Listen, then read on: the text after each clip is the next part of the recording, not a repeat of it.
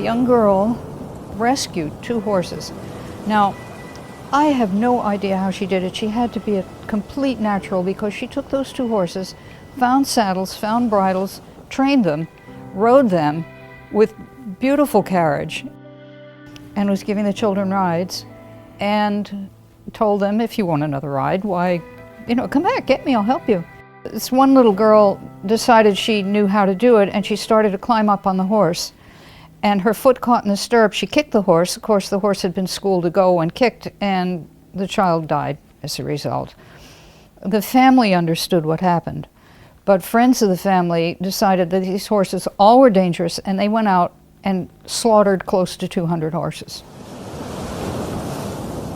It was devastating.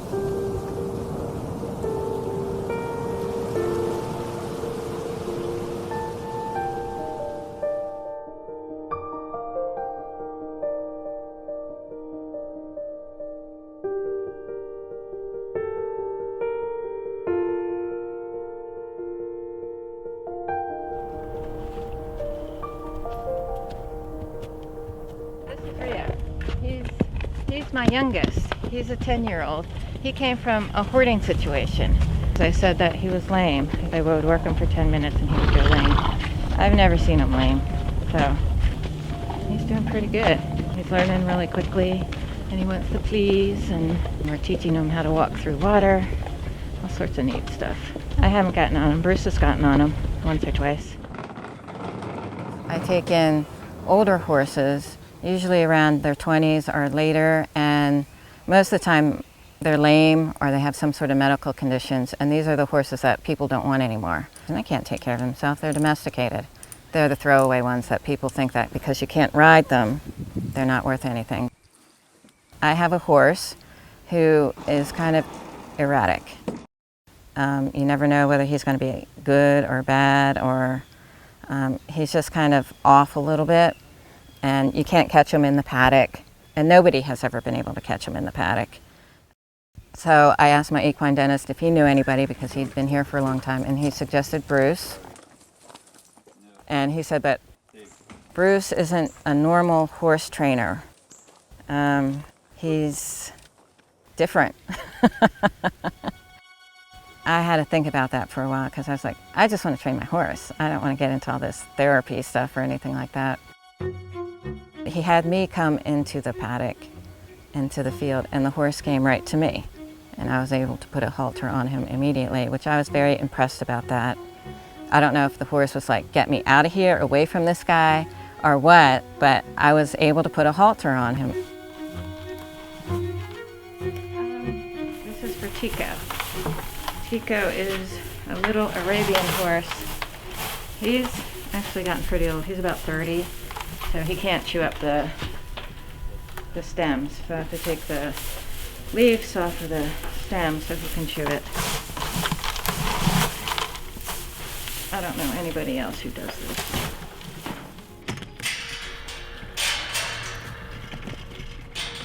I'm one of those people that if I have a spare second in the day, I feel like I've messed something up.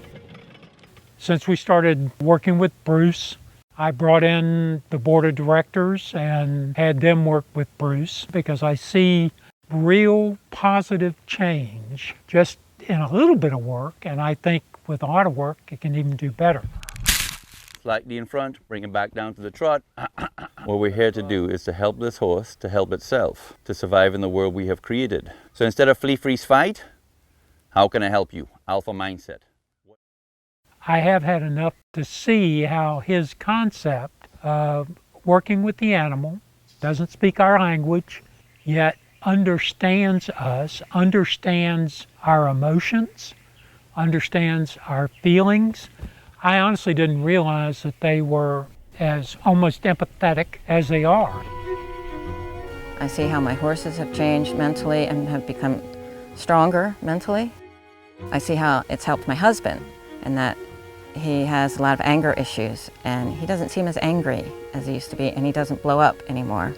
I know for me, I think more about when I'm dealing with people or horses, I think more about how I'm feeling inside, and I'm able to pay more attention to my feelings so I don't either overreact about something or underreact about something. So it helps me be able to deal with more pressure. You think, well, how big of a difference is that? But to me, if everybody could do something, you know, even just a little thing like that, it would make a huge difference in the world. He puts us in the round pen with the horse, and then he puts pressure on us. Jazz was one of the horses from the Trexler group that was seized. We don't know exactly what happened to her, but she was basically terrified of people. She was uncatchable, untouchable. If you could catch her and you did try to touch her, she would just shiver in fear. I don't know what exactly happened to her because the whole group had different things going on. No, there was neglect and starvation, but I'm not entirely sure if she was one that was starved. Based on how she acted when I first met her, she had no trust in human beings, zero trust in people. So she was fine when she was out in her pasture or whatever, but if she was around you, once she was caught, she was very afraid to move. So instead of trying to touch her all the time, I found this bubble of space that she had that she would allow me to kind of cross that line a little bit.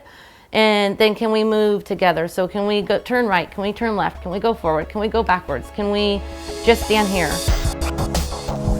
The Humane Society had rescued them. And these horses were the last of a large group and they were hard to place. I never will forget getting the phone call saying, "Belinda, I have a horse for you." They found her in a herd with 15 dead horses. And her and the survivors were skin and bones. They had been turned out and abandoned. To me, the biggest story is not where Jazz is. The biggest part of the story is what Jazz has given back. What I attempt to do is gentle them to get them accustomed to deal with the pressures of life. I help them to use their mind. I use a technique called Natural Humanship, where they're learning now, you know, sort of how can I help you mindset. They're a little bit more logical. Whatever circumstances that caused them to be at a point where a person, a human being, could no longer want them, care for them, feel responsible for them. It's the embodiment of the human being not being connected to nature. Well, I started working with Bruce because I had a client's horse that was attacking people, specifically me, because I was the one that was trying to work with it more than others. He was very, very dangerous and got to the point where I was very terrified.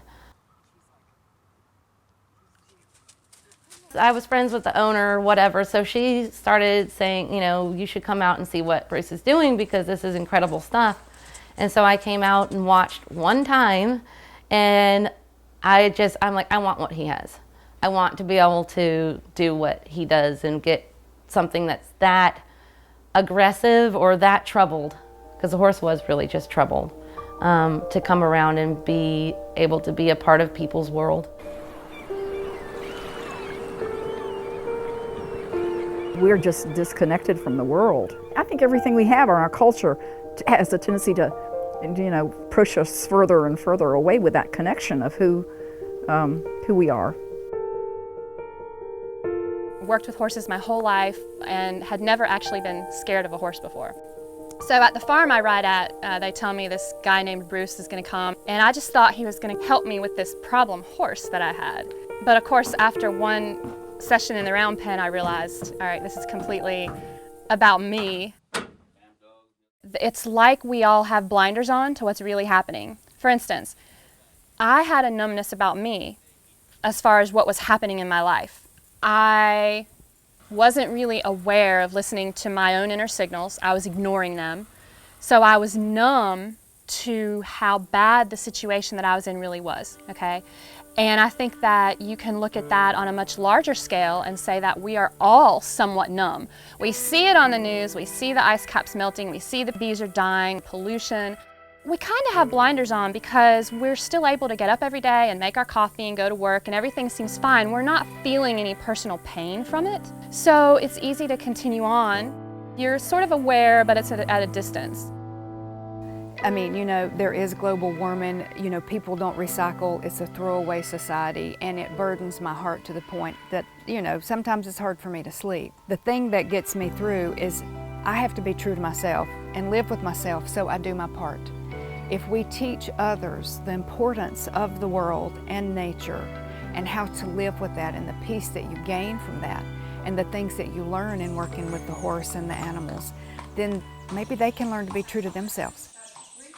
What this work is basically all about is finding the balance between the two worlds.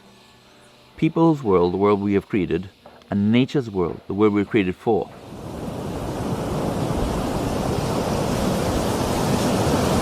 Three survived, and by 1992 they'd gotten back up to 35 head. The land was ideal, everything was perfect, and they could have gone on and on and on. There was a problem called Hurricane Floyd. It devastated the forest. So the horses left the forest and went to the citrus farm. Unfortunately, the citrus farm was now flooded with herbicides, pesticides, synthetic fertilizers, and the reproduction stopped. And I had gathered that it takes about 4 years for them to cycle in the wild. None of this, a baby a year kind of thing. So we started asking questions, but we lost them one by one by one. The last mare was Nunki. She was close to 23 years old. And she was archetypical of what has become the Abaco Spanish colonial. I couldn't put a rope on her, couldn't lead her, I couldn't, if I needed to give her a shot, it was like, well, here's a man with a feed bucket and we're talking and maybe we're lucky we can. A friend of mine who's been involved in the project, I called her occasionally and say, talk to me please, I need help. We're down to the last one. I have to be able to deal with this horse and not have her traumatized. And she said, well, you must get Bruce. I was going to help horses survive in the world that we have created. Very soon into it, I realized that horses didn't have problems. I was the problem. We are the problem. Soften, give a rub. Let it tell you how to approach. Good.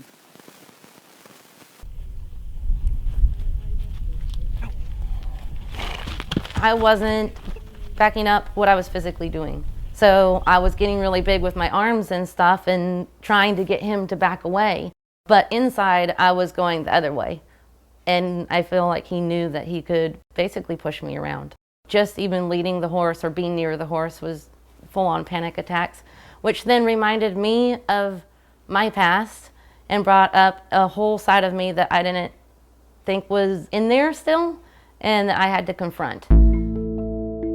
We live what we learn. Whatever our parents or families teach us, whether it's good or bad, is what's normal for us. We get messages about who we are, okay?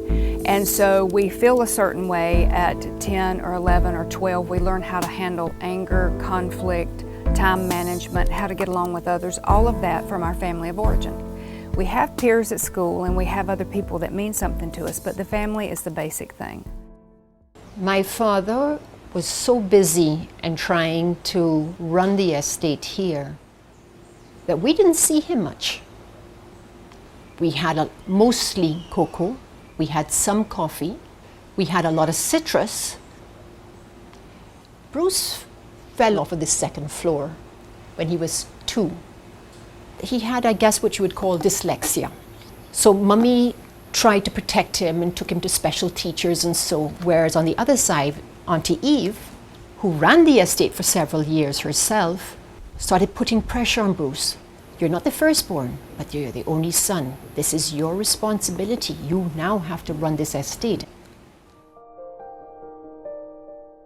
My grandmother always used to say that land doesn't lose its value. And I always interpreted that as her talking about the financial side of it. We're taught to take something that's less and use it to enrich ourselves. And that is success. And I suddenly realized, especially after doing what I do, that it has nothing to do with that.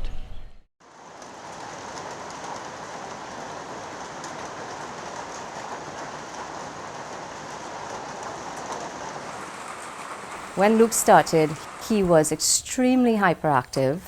He ran everywhere. He giggled and screamed in a high-pitched voice. He was nonverbal. He had no language. And basically wouldn't sit still for more than 1 second. He was very, very challenging case. Fast forward to a year later, and Luke's progress has been nothing short of remarkable. He now has a vocabulary of over 30 words that he uses to communicate with me and his parents. His hyperactivity has diminished considerably. He can now attend and focus to the task that we ask him.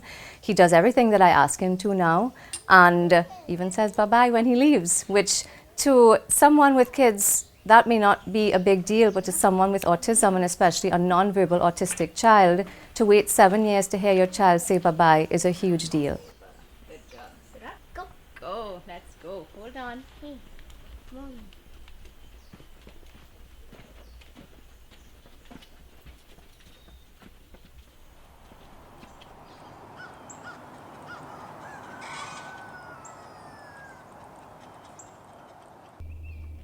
The farm is in the center pretty much of South Carolina. There was just an automatic draw. My life revolves around horses. Hey.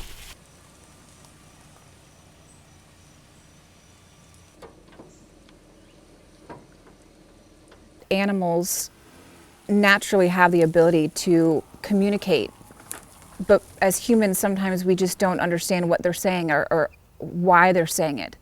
And in plain theory, animals talk to us. We just have to see and know what to look for. And let me know when you have found it. Why are you getting frustrated? Why do you feel stupid? Are you feeling stupid, or is the moment reminding you of the past? You understand? That's why I say work on proficiency, not perfection. With proficiency, you don't get it right. It's an opportunity. The more opportunities you have, the more proficient you become. With proficiency, you have room for growth. With perfection, you reach the end. There's no more room to grow. Point being is, what makes you think that you're finished growing? Back there, what physically happened is not your problem. It's the pressure created by that, which every day you're reliving without realizing it and wondering why I'm having such a hard time. And what would you say about that person knowing what you went through? Strong person? Incredibly strong person? You don't have to talk to me. I have somebody you can talk to if you want to talk to somebody. Seriously, she's a professional. She also went in here, so she's talking to you from that perspective. Do you understand? To me, you can either learn it through this system or Mother Nature herself. Yeah, this system is tough. But Mother Nature, from what I've experienced, there's no equal.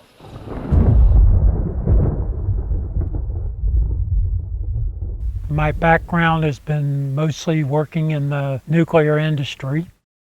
I have spent most of my life taking highly complex issues and making them simple. Probably the most complex issue that I never faced was me. Because of the world that we have created, of the way in which we are programmed to survive in this world that we have created, there are pieces missing. The mental tools, problem solving, timing, listening, discipline, work ethic, trust. All of these values that we don't foster today. What this work does now helps you to get in touch with the unseen, and in so doing, finding the person that you were meant to be. For me, it's been a more evolving process. One of the big things that I've carried with me is he talks about negative and positive poles. And I have found that to be absolutely spot on as far as gauging what direction to go in with anything in life. Well, I was getting negativity every time I was trying to go the wrong way. And then when I finally hit on the right ways, boom. You know, it's interesting to hear from you. I'm so glad that I've learned what he did 20 years ago to apply it now. It's been a really good relationship. Mm-hmm. And there they are, DNA approved, Spanish colonial, just Roman noses. We have tissue now, and we're going to try cloning. Because we lost the last one in July. We're into dominance, not into being curators. And I don't believe we were put here to dominate. Now we're going, that's thin ground for some people, or thin ice, but we're here to care for things. Everything here evolved and was put here, not by us. And we need to respect it, because if we don't, we're cutting off the very limb we're sitting on.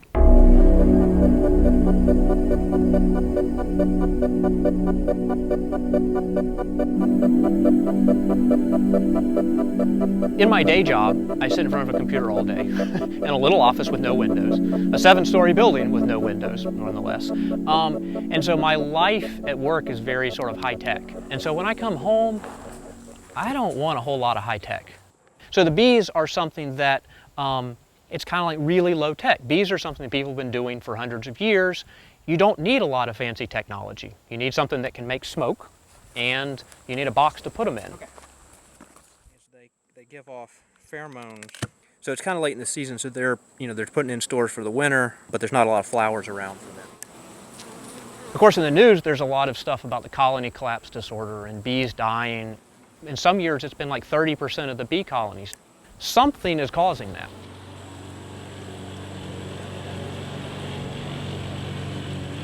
Bees can't talk to you, horses can't either, but you can still communicate. Bees are telling us stuff about what's going on in the world, and if we pay attention and we listen, maybe we'll learn something. With Bruce, it's very much a relationship. The horse and the person are in a relationship. There's communication between the horse and the person. Back to front. Yeah? Oh, okay. I was about 6 years old, and someone gave me a toy horse. You know, one of those stuffed things on wheels, and it had one ear, no eyes, no mane, no tail. I mean, it's just brutalized. And I went to my grandfather and I said, you know, would you give me a hacksaw, please? I'm going to cut the wheels off that horse, and it's going to be free. I think the thing about using the horse, again, is that you can lie on a couch forever and spout about your past and find all sorts of fascinating links. You know, you're doing this dance around yourself, around your ego, but when the horse is confronting you or you're confronting the horse, there's a reality that we don't often get to deal with in our daily lives anymore. They're too far removed. I love traditional therapy, it's wonderful, but we can talk all we want. If you're there for some issues to solve, then you have to work. You have to do the work. I can't do it for you. Problem solving. When you get in the round pen, you get to see what you're doing. If you have anger, the horse stays away from you. You know, unconscious material comes up. And as you continue the work, then you get to practice. And the horse is a perfect mirror. You can do more with a session with the horses in the round pen with Bruce than you can do in a month worth of traditional therapy. So this round pen is not a round pen, but it's a moment in time. And to me, this is not a horse, but infinite possibilities. This is a metaphor of your significant other, your co-workers, life and death, nature. Through the horse, we're going to get in touch with our humanity. So in helping the horse, because he's a pre-animal, he's going to react immediately to my actions, letting me know what habits are beneficial or not. I had some yearlings at the time, so I said, you can take these and teach them. They need to be broken and stuff like that. So he did them all his way, which is not exactly the traditional way of breaking young horses. It's a much nicer, less hurried way of doing things. And once I saw the way that he did that, I'm like, I'm never going back to the old ways. I'm not saying that the horses don't have a problem, but it's actually the horse is just a reflection of, these horses just a reflection of where we are in humanity. We aren't very humane to ourselves, therefore we aren't humane to others around us. They're helping me get back in touch with my humanity, my mental tools as I call it. Bruce feels more comfortable with the animals, but when did that develop? Because any normal child next to this animal that is far larger than you are, for me, was fear. And the horse knew that. At some stage, Bruce was able to overcome that fear, and he had a connection with the horse. The horse showed him something, whether it threw him so many times. And he says, well, you know, I couldn't handle the words, but I can handle the horse. And he had to find a way of mastering that connection with the horse. For him, it was probably easier to deal with that animal than human beings. The human beings who he felt were all messed up, that were cruel. unaware that I was leading the horse in the wrong direction. I really was completely unaware, like I think a lot of people are. I thought I was fine. I know about horses. I've trained horses. I've ridden horses. I'm like, I know what I'm doing. Something is wrong with this horse, you know? Or maybe I just need to be doing different things to correct the horse's behavior. And from the first round pen session, I realized that I was completely out of balance, and it was making the horse out of balance as well. A horse that was already out of balance by himself was being made worse by me. And so the entire situation was becoming incredibly dangerous. Now I'm able to see it for what it is and be able to use my tools to balance myself out and work through it. So it feels great. I mean, I feel like I have my whole life in front of me, and I get to just be true to myself because I have these tools now. You are not seeing yourself. Working with him today for the first time was an experience that I will never forget. It's so hard to explain. He brought out something inside of me that I've kept in for 35 years. But having that presence of that 1,200-pound animal that could kill me in a heartbeat, you learn to just trust and open up your heart, and horses are perfect for that. They don't talk back. You have to listen to the horse tell you how to make it move because you're small and he's big and you can't make him do it. So that is an interesting thing about the horse. But at the same time, they're prey animals, and so they're sensitive. So it's if you work them the right way, it's very easy to watch their body language, look at the things they're listening to and seeing, look at the things, they'll react to a fly landing on their skin, right? But yet you couldn't physically shove a horse out of the way if you wanted to. So they have both happening at the same time, which I think, personally, I think helps make them a very good mirror for humans to work with.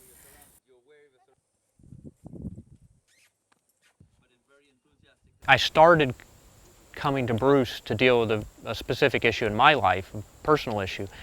The interesting thing was, as I worked with Bruce more, I realized that it was applicable to much more of my life than what I anticipated. It wasn't just dealing with this issue or dealing with this horse. It was, how do I relate to the rest of the world?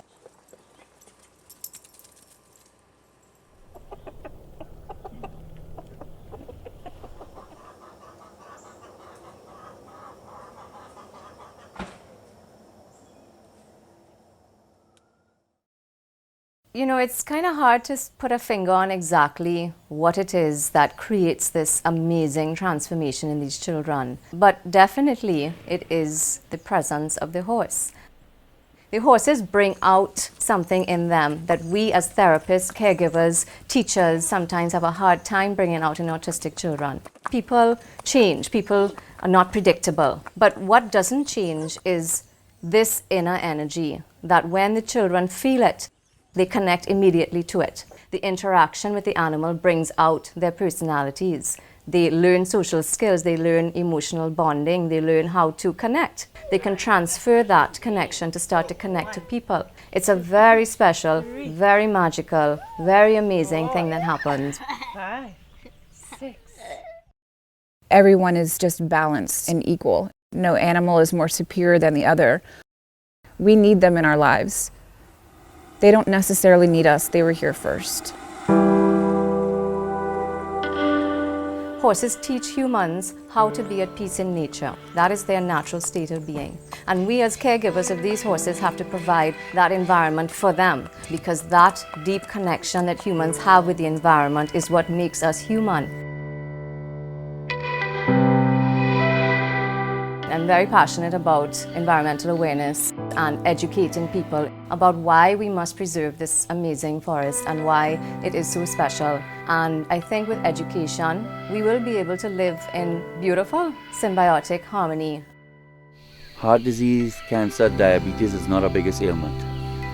It's mental unbalance created by domestication, which creates stress. You know, we never know what other people go through in life.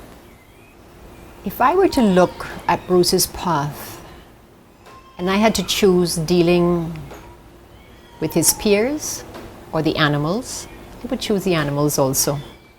He dealt with the horses on a different level and he earned respect, and that respect he was getting from the human, maybe from the horse also, But he was able to display to the people who used to tease him and belittle him, I can do this and you can't.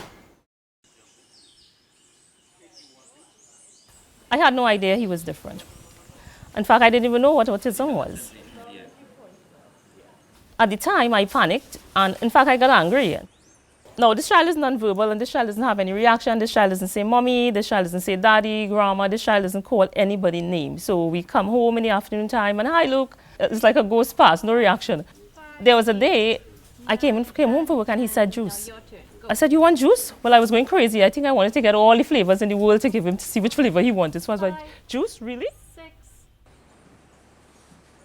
From then on, we realized that he started saying bye-bye or hi. And I'm now swallowing this and accepting this because it's real. I'm not dealing with the pressure effectively because, I didn't even know how to. I didn't even realize I'm that stressed. Well, after I started seeing how relaxed Luke was, I always say to myself, well, maybe I need this type of therapy myself too. We could have contributed to it in a way too because, how good are we? We are so pressured and we are so stressed out. I feel like I've been beating myself up all my life, to be honest. Not just with Luke, but even from childhood to now.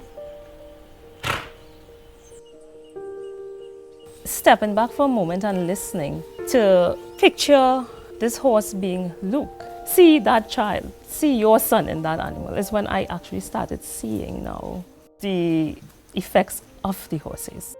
It really did break my heart. I'm sorry.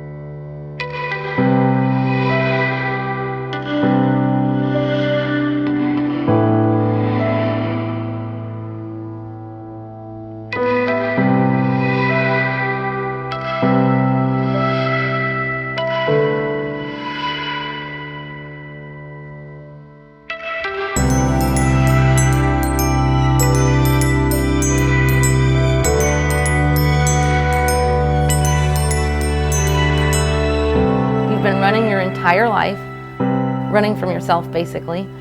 You can either keep continuing to do this or you can stand your ground and move forward.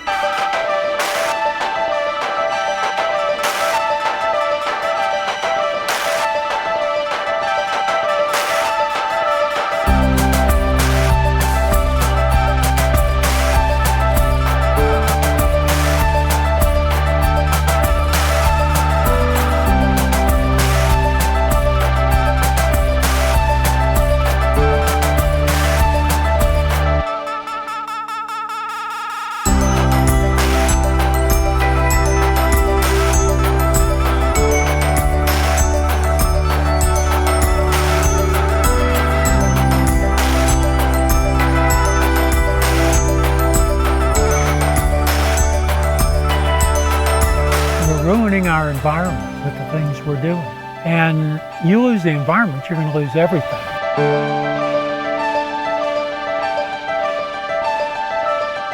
Horses are actually more important now, more so than ever before, for our well-being, if not our survival.